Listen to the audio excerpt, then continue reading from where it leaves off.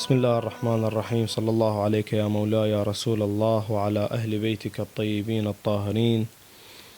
اللهم صل على محمد وآل محمد وعجل فرجهم.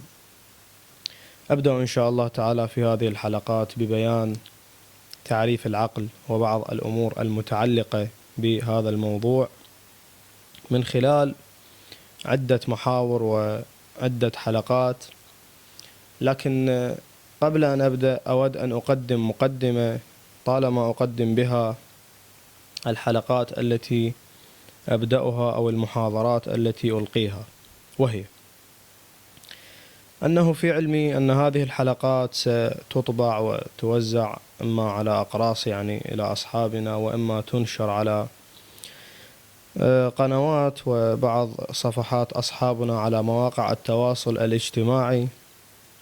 فأود أن أقول أنه صحيح أنني أرتدي هذا الزي الديني وأتحدث بأهل البيت صلوات الله وسلامه عليهم وأستشهد بحديثهم وأستدل به، إلا أنه هذه الحلقات قد يقع فيها الخطأ والسهو والغفلة، وهذا شيء طبيعي. كل جهد بشري هو جهد منقوص وقابل لأن يصيب وأن يخطئ.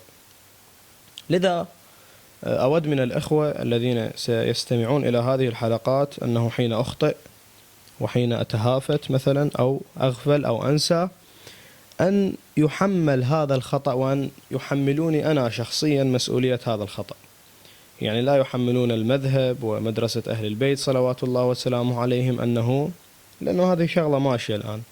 إذا معمم يخطأ على منبر أو في تلفزيون يؤخذ خطأه ويهرج به حقيقة على المذهب بأكمله والمدرسة بأكملها. ولذا أنا أود أن تؤخذ هذه المقدمة بعين الاعتبار لكي أبرئ ذمتي، وأن أحمل أنا مسؤوليا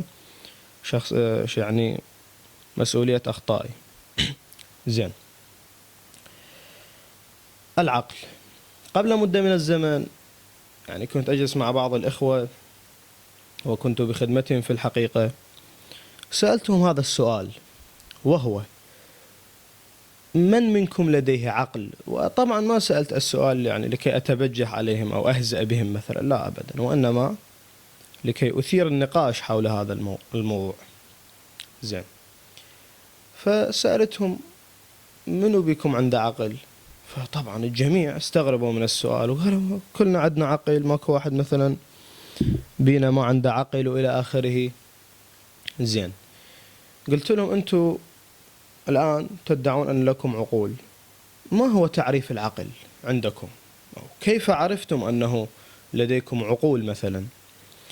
فالحقيقة وهذا الأمر هو الذي دفعني أن أقيم هذه الحلقات وأتحدث عن العقل وعن تعريفه، أنه وجدت أن الجميع لم يجيدوا تعريف العقل أبدا، هم لا يعرفون ما معنى العقل أبدا. زين. وهذه مشكلة حقيقة، أن الإنسان حين لا يعرف العقل، ما هو العقل، ما هو تعريف العقل، كيف يحتكم إلى عقله إلى عقله عفوا. لأنه في كثير من الأحيان الإنسان يحتكم إلى هواه وإلى عصبيته وإلى عنجهيته وإلى شهوته ورغبته، وهو يظن أنه يحتكم إلى عقله لأنه لا يعرف ما هو العقل أساسا. زين. فمن هنا أود أن أعرف العقل حتى نعلم ما هو العقل أساسا وكيف نحتكم إلى العقل، ومن خلال تعريفه وبيان مراتبه وأقسامه، وأيضا من خلال ذكر المواضيع المتعلقة به في بعض الحلقات اللاحقة إذا بقيت الحياة. زين. ما هو العقل؟ العقل طبعا قبل أن أدخل إلى التعريف وإلى الآراء وإلى الأمور المعقدة، وأنا أستميحكم عذرا أنه هذه الحلقة باعتبار أول حلقة راح تكون جافة تقريبا، لأن تعريف العقل وذكر أقسامه فالموضوع شوية جاف، وأنه مرتبط بالفلسفة وبالمنطق وإلى آخره. زين. العقل بصورة عامة الإنسان لديه قوى ظاهرية، وهي مثلا البصر، الشم، الخيال إلى آخره، ولديه قوى باطنية في نفسه، في نفس الإنسان. العقل هو أحد قوى الإنسان الباطنية التي تكمن في نفسه، فهي ملكة في الحقيقة. العقل هو ملكة في نفس الإنسان. هذه الملكة طبعا كأي ملكة، كأي قوة، من الممكن أن تنمى وأن تطور حقيقة. زين. تعريف العقل عند الفلاسفة هو كالتالي، يعني بصورة عامة، لا أريد أن أذكر التعاريف المفصلة وبعدين نقعد نقارب بيانات، لا، بصورة عامة يعني أذكر هذا التعريف، وهو ملكة عند الإنسان يدرك بها الأمور الكلية والروابط أو القوانين الموجودة بينها. زين، خلينا نجي إلى هذا التعريف نفكك شوية. ما هي الأمور الكلية التي يدركها أو تدركها هذه الملكة؟ الأمور الكلية في الإنسان يعني أو عندنا من قبيل مثلا استحالة اجتماع النقيضين، هذه مسألة كلية، كل نقيضين لا يجتمعان، كل نقيضان لا يجتمعان. مثلا أن هذا الشيء موجود وغير موجود لا يمكن أن يجتمع، وجوده وعدم وجوده يعني وعدمه. زين، هذا الشيء الآخر موجود، وهذا نقيضان لا يجتمعان، فهذا يقال له قاعدة كلية أو أمر كلي. أو مثلا من خلال يعني فد مثال آخر، احنا نقول حكم الأمثال فيما يجوز وما لا يجوز واحد، هذه أيضا قاعدة عقلية. حكم الأمثال يعني شلون أجيب لكم مثال؟ الآن عندنا هدم قبور البقيع مثلا، هدم قبور البقيع بدعوى أنه يحرم، وهدموها طبعا في السعودية بدعوى أنه يحرم البناء على القبور. زين، احنا نسألهم هذا السؤال، وهو إذا كان يحرم البناء على القبور، لماذا هاي علماءكم والأولياء الذين تعتقدون أنتم بهم قبورهم مشيدة، ليش ما تروحون تهدموها؟ يعني ليش مثلا بس راكضين على أهل البيت؟ شنو المشكلة؟ الآن تفضل مولانا، هذا قبر البخاري وقبر غير البخاري، طبعا مع احترامي وتقديري لهؤلاء العلماء يعني، ولكن نقول لهم حكم الأمثال، لأن هاي مثال على القاعدة التي ذكرناها، وهو حكم الأمثال فيما يجوز وما لا يجوز واحد. إذا كان البناء على القبور حرام، اهدم كل القبور، ليش هادم نص وعايف نص؟ زين، إذا كان يعني يجوز البناء على القبور بدليل أنه أنتم عندكم لعلمائكم أضرحة ومشاهد كبيرة جدا، أي مولاي ليش هدمت هذني؟ شنو المشكلة يعني؟ شنو يعني لماذا باؤكم أو باؤكم تجر وباؤنا لا تجر؟ زين، فهذا مثال يعني على مسألة حكم الأمثال فيما يجوز، وإليك نظائر كثيرة طبعا. الآن إحنا إذا نقعد ندقق بالمجتمع لا نطلع هواي شغلات في هذه المسألة مشابهة، يعني كثير من الناس الذين تركوا الإسلام وتركوا الدين وتركوا الله تبارك وتعالى وتركوا الله بدعوى أنه هذه العلوم وهذه الخطاب، طبعا هم تأثروا بالخطابات الإسلامية على ألسنة الخطباء، هم لم يقرأوا ماذا كتب أعلام هذه المدرسة، فبدعوى أنها غير عقلانية وبعيدة عن العقل وبعيدة عن المنطق وإلى آخره. إلا أننا نجدهم في كثير من المواضيع وكثير من الاستدلالات يبتعدون أيما ابتعاد عن العقل. يا عزيزي، أنت تركت الإسلام وتركت الدين لأنه بعيد عن العقل، مو هاي استدلالاتك 3/4 بعيدة عن العقل، شنو المشكلة يعني؟ باؤك تجر وليش باؤنا ولا تجر؟ فأيضا نقول له حكم الأمثال فيما يجوز وما لا يجوز واحد. إذا أنت تقبل هذا المنطق الخطابي في العلم والشعري مثلا، إذا أردنا أن نعبر عنه، لماذا لا تقبله في أنت تركت يعني الإسلام وتركت الدين لأجل هذا المنطق، لماذا أنت تمارسه الآن بشكل آخر وبمسميات أخرى إلى آخره من هذه الأمور بعد. زين، لا ألفت نظرك يعني، أنا ما أريد أستطرد في هذه المسألة، ولكن هاي أمور مهمة حقيقة يعني، وإن كانت أمثلة ولكن هي مهمة. الآن الموجود في تاريخنا، في تاريخ مثلا المسلمين، هذه التي تسمى بالفتوحات إلى آخره. يعني مثلا إذا أجانا واحد عنده دين جديد خلينا نقول، وطب علينا والآن كما يفعلون هذول قدام عيننا جاي يطبون ويقتلون ويذبحون، وطب علينا وقال أني لو تصيرون وياي وتؤمنون بديني وتؤمنون بمعتقداتي لو أذبحكم أقتلكم.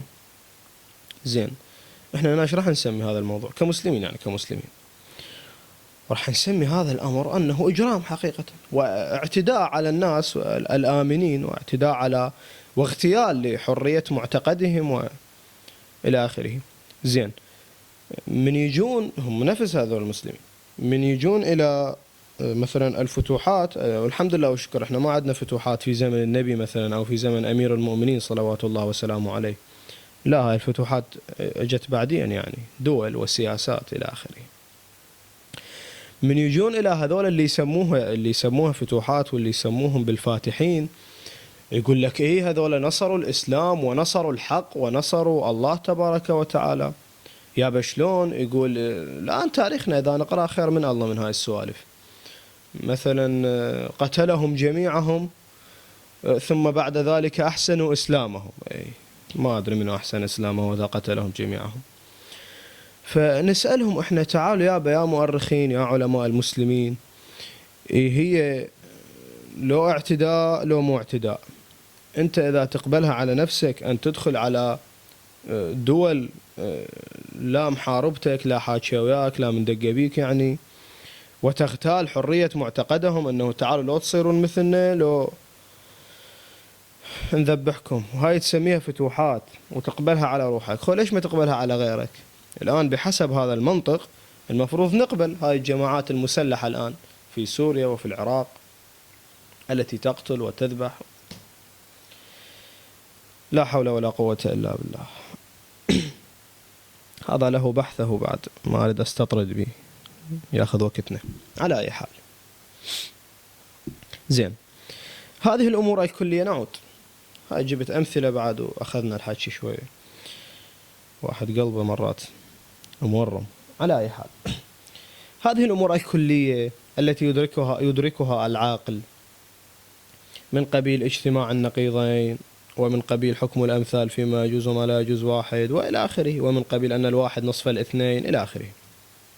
زين، هذه الأمور يعني صار أكو فد نزاع بين الفلاسفة أنه هذه الأمور مغروزة في نفس الإنسان، يعني من يجي الإنسان للدنيا هاي الأمور مغروزة في ذاته في نفسه، لو أنه هذه الأمور يكتسبها بعدين من يكبر. طبعا يعني عندنا مثلا التجريبيون أمثال لوك وديفيد هيوم قالوا بأن هذه الأمور حسية ومكتسبة، يعني ما تجي في ذات الإنسان، مغروزة في ذات الإنسان. هذه جهة. يعني من الجهة الأخرى مثلا أفلاطون وديكارت وكانت وهيجل أيضا يقول أن هذه الأمور مغروزة في عقل كل إنسان من الأساس، إدراك الكليات. زين، فصار عندنا يعني قسمين، قسم يقول أنه هاي تجي مكتسبة اللي هم التجريبيون أمثال لوك وديفيد هيوم، وقسم يقولون لا، هاي مو تجي بالتجربة والاكتساب وإلى آخره، لا، هاي مغروزة في عقل كل إنسان من الأساس. طبعا إذا نلتزم بالقول الأول اللي هو سالفة يعني التجريبين، راح تواجهنا مشكلة، لأنه نجد أن الإنسان يعني المميز، الطفل المميز أي طفل يعني هذا لا قاري لا مدور لا عنده أن يفكر إلى آخره، هذا الطفل يحكم بأن الواحد نصف الاثنين، أو أن اجتماع النقيضين محال، أو أن حكم الأمثال فيما يجوز لا أسعف حكم الأمثال، خاف شوية صعب عليه. اجتماع النقيضين مثلا يحكم بعدم اجتماع النقيضين. زين، فإذا نحكي يعني أو نلتزم بقول التجريبين اللي هو مكتسبة من خلال الأمور الحسية وإلى آخره والعلم، شلون هذا الطفل اللي بعده لا مكتسب لا إلى آخره، ونحن نجد أنه في كل إنسان بلا اكتساب وبلا تعلم يجد في نفسه أن الواحد نصف الاثنين مثلا، أو أن هذا الشيء موجود وغير موجود في آن واحد في زمان، يعني في من جهة واحدة، أمر مستحيل. زين، هاي إذا التزمنا بقول التجريبيين أمثال لوك وهيوم. زين، إذا التزمنا بقول مثلا أفلاطون وديكارت وكانت وهيجل، وهو أنه هذه الأمور مغروزة في عقل كل إنسان. زين، هنا راح يجينا هم إشكال ثاني، يقول أنه أنتم تقولون نفسكم أن هاي البديهيات التي لا تحتاج بحث ونظر وإمعان تفكير، يعني بعض الناس بعض الأمور يعني لدى قسم معين من الناس بديهية، ولدى القسم الآخر نظرية وتحتاج إلى بحث وتفكير. وهنا طبعا أنقل عبارة الشيخ المظفر في منطق المظفر، بعد كتاب معروف. يقول المظفر هنا: ولأجل هذا قالوا أن قضية واحدة قد تكون بديهية عند شخص، نظرية عند شخص آخر، وليس ذلك إلا لأن الأول عنده من قوة الحدث ما يستغني به عن التفكير والبحث، دون الشخص الثاني فإنه يحتاج إلى هذه الحركات الثلاث، يعني يقصد بها التفكير لأنه أسلف البحث عنها، لتحصيل العلوم بعد معرفة نوع المشكل. فهنا هذا الإشكال راح يجينا، أنه أنتم إذا تقولون وإذا تلتزمون أنه هذه البديهيات مغروزة يعني في عقل كل إنسان من الأساس، ليش هذه البديهيات عند كثير من الناس تحتاج إلى بحث ونظر وتدقيق وتفكير وإمعان، يعني مو بديهية عندهم، نظرية تصير. فإذا التزمنا بالقول الأول اللي هو تجريبي احنا عندنا إشكال، إذا التزمنا بالقول الثاني هم عندنا إشكال. فحتى نحل هاي المشكلة يعني، وما أطول عليكم في حلها، باختصار نقسم هذه المعارف والمدركات الموجودة عند الإنسان إلى أمور أولية وإلى أمور بديهية. الأمور الأولية هي ما تحصل وتكون مغروزة في عقل الإنسان من الأساس، كاجتماع النقيضين محال مثلا، هذه أمور أولية نقول عليها. زين، وهذا ما أفهمه أنا حقيقة يعني، وما أرى أنه يخرجنا من هذا الإشكال. الأمور البديهية الأولية هذه زين من قبيل اجتماع النقيضين محال، الواحد نصف الاثنين. وهناك أمور بديهية، البديهية غير الأولية. مو إحنا إذا قلنا أن البديهيات والأوليات شيء واحد، فإذا نحكي سالفة التجريبيين يجينا الإشكال اللي ذكرت لكم، إذا نحكي سالفة أفلاطون وكانت هي إلى آخره يجينا الإشكال الثاني اللي ذكرت لكم، إذا قلنا أن البديهيات والأوليات شيء واحد. فلذلك نقول الأوليات هي الأمور المغروزة في كل إنسان من قبيل اجتماع النقيضين وإلى آخره. البديهيات هي الأمور التي بعضها قد يكون مغروز في نفس كل إنسان اللي هو الأوليات، ولكن بعض البديهيات الآخر ليس بأوليات، وإنما يؤخذ بالتجربة وبالاكتساب وبالحس وبإمعان النظر، وإلى هلا بعد يصير نظر إذا كان إمعان نظر. لكن نقول بعض البديهيات هو أولي، وبعض البديهيات يؤخذ بالحس والتجربة وبتنمية القوة العاقلة وقوة الحدث عند الإنسان. ولهذا فنقول عن تلك أوليات، وعن هذه الأخرى التي تحتاج إلى كسب وإلى قوة في الحدث بديهيات. زين، هسه إلى هنا بعد انتهينا من بيان العقل وهو ملكة في نفس الإنسان، وانتهينا أيضا من بيان أنه هل هذه الأمور والكليات المدركة موجودة عند الإنسان يعني بالفطرة ومنذ أن يولد، أو أنها مكتسبة، بينا هذا. الآن نأتي إلى تقسيم العقل. يقسم العقل، وأنا قلت لكم يعني شوية أول حلقة هاي حلقة جافة تصير حقيقة، لأنه تعريفات وأقسام وإلى آخره. إن شاء الله بعد المراحل الأخرى لا تكون مو بهذه الطريقة. تقسيم العقل يقسم إلى عقل نظري، إلى عقل نظري عفوا، وإلى عقل عملي. ما هو العقل النظري وما هو العقل العملي؟ زين، العقل النظري طبعا دائما يصير خلط بين العقل النظري والعقل العملي وبين الحكمة النظرية والحكمة العملية. يعني الكثير يعتقد ويظن أو يتوهم أن العقل النظري يساوي الحكمة النظرية، وأن العقل العملي يساوي الحكمة العملية، وهذا خطأ حقيقة، هذا خطأ.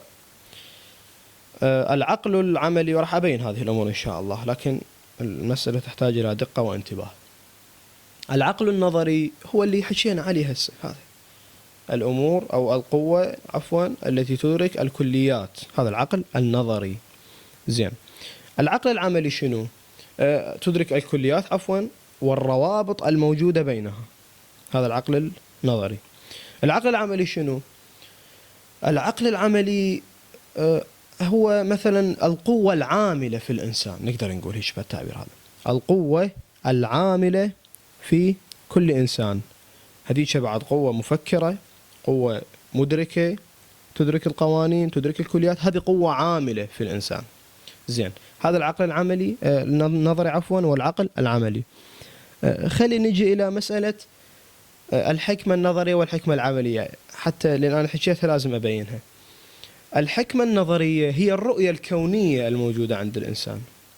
يعني كل مذهب، كل طائفة، كل إنسان هسه إذا كان ما منتمي إلى مذهب وإلى طائفة، سواء كان ديني أو لا ديني، يؤمن بالله لا يؤمن بالله، كل إنسان عنده رؤية كونية أنه من أين بدأ هذا الكون، من أين بدأ الإنسان، والآن هو في أين وإلى أين. هذه تسمى بالرؤية الكونية. أمير المؤمنين يقول رحم الله امرئ أعد لنفسه واستعد لرمسه وعلم من أين وفي أين وإلى أين. هذه الرؤية الكونية تسمى بالحكمة النظرية. أما الحكمة العملية فهي الأيديولوجية، يعني نصطلح عليها أيديولوجية، وهي ما ينبغي وما لا ينبغي. وطبعا كل أيديولوجية تكون تابعة لرؤية كونية معينة، بحسب تلك الرؤية الكونية والحكمة النظرية تنبثق حكمة عملية، هذا ينبغي فعله، هذا لا ينبغي فعله، تباعا وبحسب ما اعتقده الإنسان في الحكمة النظرية. زين، الحكمة النظرية والحكمة العملية يندرجان تحت العقل العملي، تحت العقل النظري، وليس كما يتوهم من البعض أن الحكمة النظرية تساوي العقل النظري والحكمة العملية تساوي العقل العملي. لا لا، كلاهما يندرجان تحت العقل النظري. طبعا يبقى عندنا بعد مبحث وهو في بيان مراتب العقل، وهذا بحث مهم جدا أن نبين مراتب العقل، لأنه الإنسان اللي ما يعرف أنه للعقل مراتب، فأحيانا يقرأ في كتاب فلسفي معين تعريف للعقل شكل، بعدين يروح يقرأ مثلا في الروايات تعريف للعقل شكل ثاني، يروح يقرأ بكتب مثلا علم الكلام تعريف شكل ثالث، لأنه كل مكان في كل مكان تقريبا يذكر فد مرتبة، أو أحيانا يذكر التعريف الجامع لكل المراتب، فيصير عنده خلط. فبيان مراتب العقل أمر مهم جدا، وهذا ما سنعرض له إن شاء الله في الحلقات القادمة. إلى هناك أسأل الله تبارك وتعالى أن يحفظكم وأن يوفقنا لإتمام هذه السلسلة، ونلتقي على خير إن شاء الله، والسلام عليكم ورحمة الله وبركاته.